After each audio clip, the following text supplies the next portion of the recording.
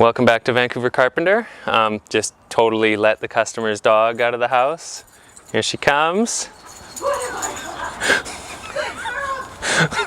That's always the way it is in contracting, you know? You're at a house and you leave the door open for 1 minute and then the customer's dog runs out. Anyways, it's not what this video is about. This video is about how to fix peaked drywall joints. So those are the long ones that run horizontally across the wall after a building settles. So today we're kind of going to go all out in fixing these because I want to be sure that they're not going to come back anytime soon. Yeah, I don't want them to come back after just a couple of seasons of seasonal shifting. Anyways, I'm going to bring you guys in here and you can check out, you know, this job is actually the brother of the wall and ceiling skim job. And it's funny because they actually live in an identical floor plan. All right, so as we walk in, we have that downstairs area. There's our peaked joint that we are going to fix. I've already put a few screws in. That's going to be the start of it. You guys kind of remember there was a wall here. We walk up the stairs and we have a big ceiling, fireplace area, big window, exact same spot that I had to build that scaffolding for. Kitchen's over in this side, and then down here we have the hallway. So it's the exact same layout. Okay, so the first thing I'm doing here is I'm looking for the screw pops, or nail pops in this case, and I'm going to be putting screws above each one of those to kind of suck the board closer into the wall. Wow, it's amazing how much you can see that on camera.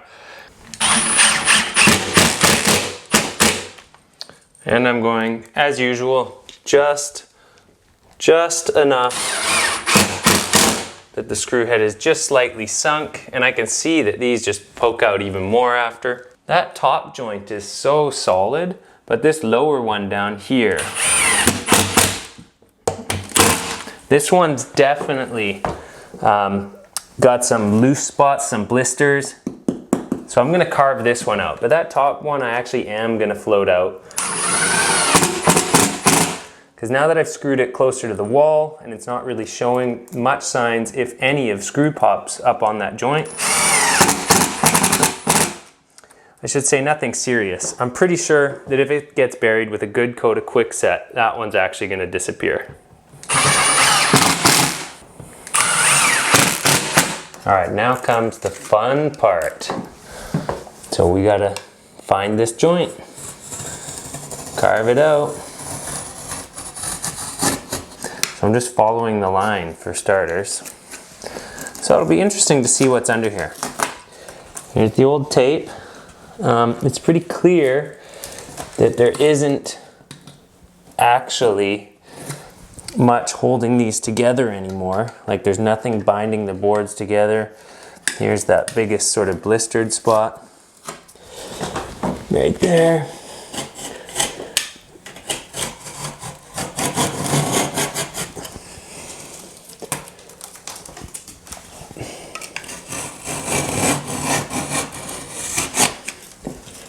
Oh yeah, that was just a big damaged piece of board that never got cut out right there.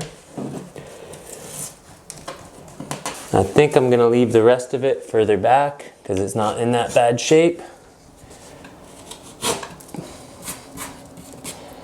So if the tape is super puckered, that's where you really want to give it some attention. So even back here, it feels pretty solid. But right here, I just definitely wasn't happy with it. And I can feel how that just wants to come right out.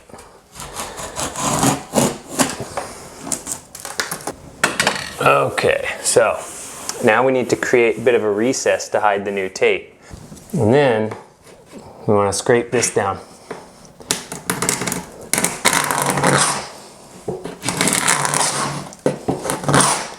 So this is, you know, for the worst spots.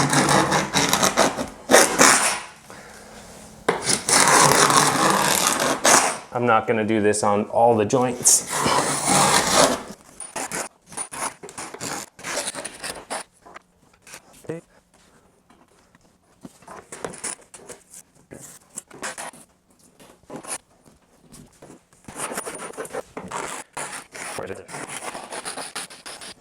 All right, you guys, as I was cleaning up here, I was just kind of like internally groaning about how long this is going to take because we got to pre-fill it. and then we gotta tape it, and then we gotta coat it, and then we gotta build all this stuff out at the same time. So I was totally like, oh man, I'm never gonna get out of here. And I only started here today at around 2-ish, so pretty late start. And then I had like, bing, light bulb moment. So if you guys remember, I did the tapeless mud review. I was thinking this is actually the perfect job to try this stuff out on again, because it just has this way of like, those fibers tend to just like interweave their ways into every nook and cranny. And I really don't think that it's gonna be able to crack at all. So I think with quickset and glue, I'm gonna be able to do one coat to fill this, and then another coat to float out the joint. And then we can get on to mixing up some regular mud instead of all the setting type. So I'm pretty stoked I thought of that. And we have another spot that I'm gonna use it, I wanna show you. Okay, check out what we got here, guys. So nice big chamfered out joint from a cracked mesh tape joint there. And we got this one, take a look at this. That's big. It's like 1 inch. And we got this one going all the way down here. And then there's that chunk right there. That's the 1 inch filled chunk. You can see it was mesh taped. So I really do think that tapeless mud is gonna be perfect for this situation. All right, so what are we gonna do here? I got a little bit of water in here right now, and I'm gonna put a little bit of glue in. So I've just watered it down. So even though it looks like water, that's white glue mixed with a bunch of water, because I want this stuff to be really sticky. That should probably be enough. I'd say it's like a 1 in 20 ratio. Okay, if you guys remember this stuff, it's those fibers, right? Remember these? So we want a bunch of that in there, and I want it properly mixed in this time. That should be plenty. So now I'm just gonna mix it in.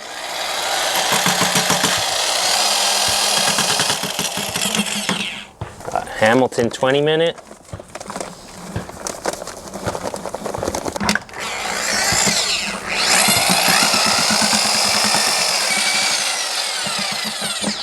That's pretty good. Should have remembered my smaller mixer. That one that came with the Tape Buddy is actually really good for little mixes. Okay, I genuinely think this is gonna work, you guys. Yeah, I could see all those fibers in there. Gonna wipe it all this way and that. And you know what, on this one, because it's right at a sunshine wall, I'm gonna add a little insurance. But on those other ones that are in the back, I'm gonna go commando, no tape.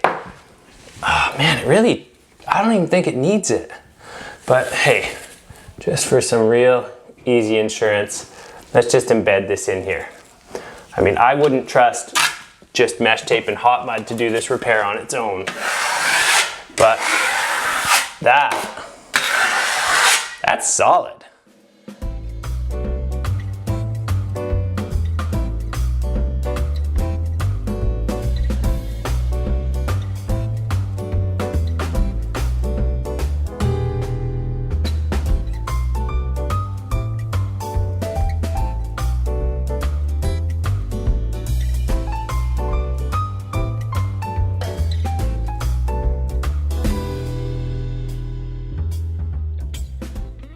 Okay, this stuff has had a chance to set off. As you can see, there's some sort of fiberglass crumblies in there, but we'll sort it all out. Time to scrape it down though. Yeah, it's pretty straightforward. Hopefully it doesn't drag and do anything weird. Just a little bit, yeah. So I wouldn't recommend using this stuff necessarily for first coat. All right, just the worst, highest spots then. Because yeah, sometimes it pulls a clump out, drags it, and then you get a little void here. So I'm just doing the lift offs. I'm not gonna worry about the other stuff. I got a sweet 2x6 platform that I'm working off here. I'll show you guys in a minute. All right, I gotta mix up one more batch of quickset, but I think we're gonna have to go to time lapse here. So I might even go to time lapse for the rest of the video just so I can actually get it done, but we'll see. So yeah, time to coat this wall one more time.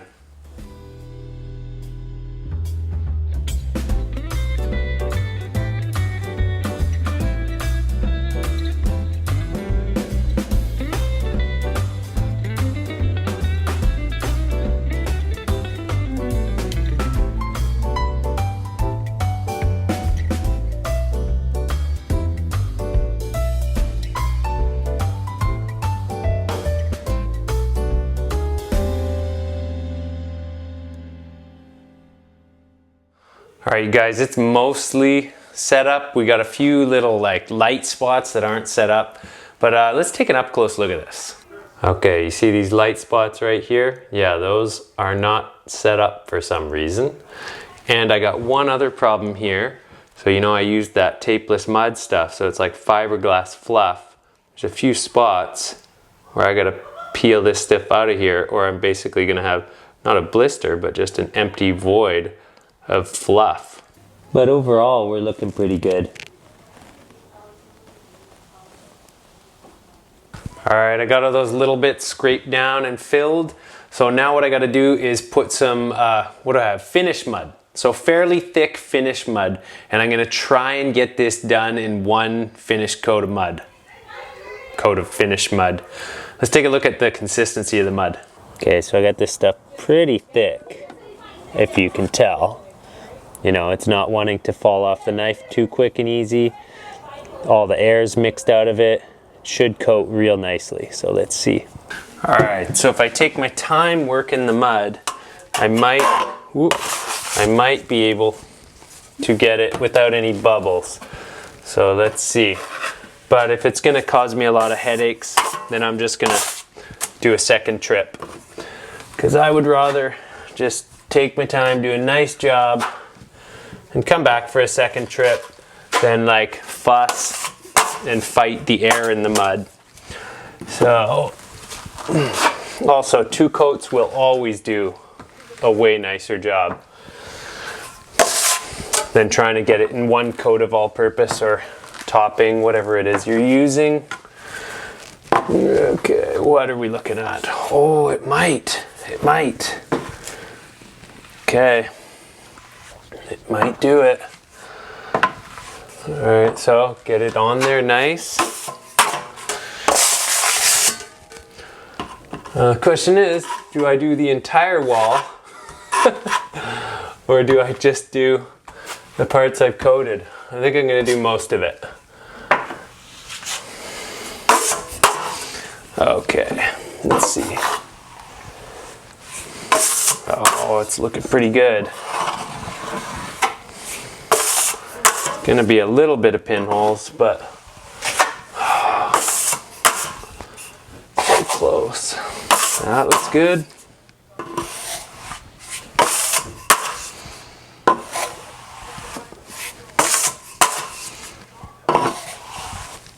This could get done in 1 coat of topping.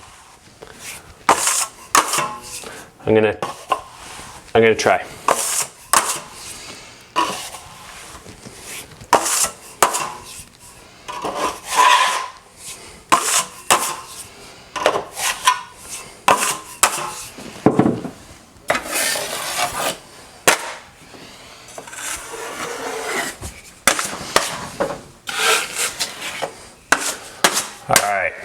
Yeah, that's not bad.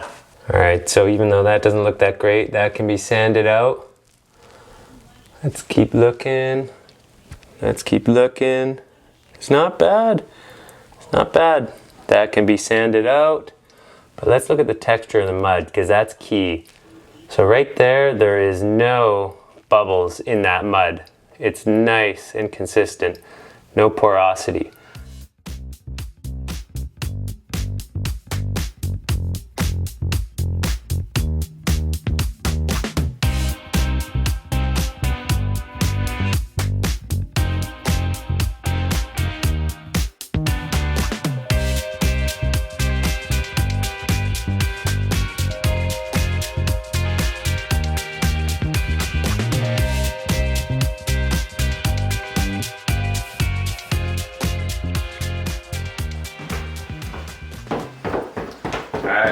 done, you guys. Can you see me, camera? There you go. I love the autofocus on my Canons. Yeah, it sees me. All right, why am I wasting your guys' time with this? Yeah, so I'm done. I am gonna come back and do another coat before sanding it because it just needs it. You wanna take a closer look and find out why? Okay, hopefully the sound's okay because I pulled out my mics because they were on low battery, but you see all this kind of stuff, like the bubbles, you know, you can do a really nice job and then those come back like 10 minutes after you've walked away from the wall. So I just decided to stop fighting with it. So the other reason why I decided to stop fussing, even though I actually got this bottom half of the wall really nice and smooth, is when I decide to just go a little faster, load that mud on a little bit thicker, and then trowel it off a little more evenly, I get like more mud and flatter walls. And because what we're ultimately going for is trying to make this wall look really flat and smooth because of the window right next to it, it's not gonna hurt it for me to load on a bit of a thicker coat, sand it down real flat, and then do like a super tight skim that fills in every imperfection. So this wall is gonna look really good when I'm done. And I had to just accept that I'm gonna be doing one more coat on it to get it there. All right, but guys, I'm done. Yeah, time for me to go home. I gotta clean up first. So that's the last thing that I'm procrastinating on that I haven't done. Time to clean up, time to go home. I hope you guys are doing well. Thanks for watching. Don't forget to feather that like button. If you haven't subscribed yet, why not? It doesn't hurt. Okay, that's enough YouTube-y stuff from me. Till the next one, you guys.